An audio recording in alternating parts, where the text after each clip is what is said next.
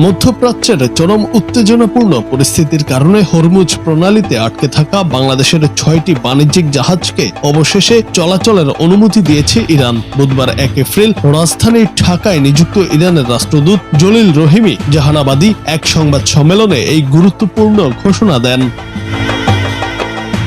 তিনি জানান, ইরানের সর্বোচ্চ নিরাপত্তা কাউন্সিল ইতোমধ্যে বাংলাদেশি জাহাজগুলোকে হরমুজ প্রণালী পার হওয়ার আনুষ্ঠানিক অনুমোদন প্রদান করেছে। বর্তমানে আটকে থাকা এই 6টি জাহাজকে নিরাপদ পরিবেশে দ্রুত দেশে ফিরিয়ে আনার লক্ষ্যে বাংলাদেশ ও ইরান সরকার অত্যন্ত নিবিড়ভাবে ও একযোগে কাজ করে যাচ্ছে।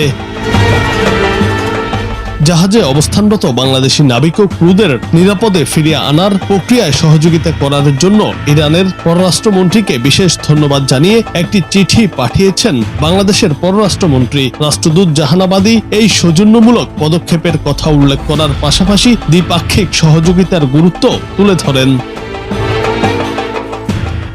জুনায়েদ আহমেদ, বাংলা টিভি।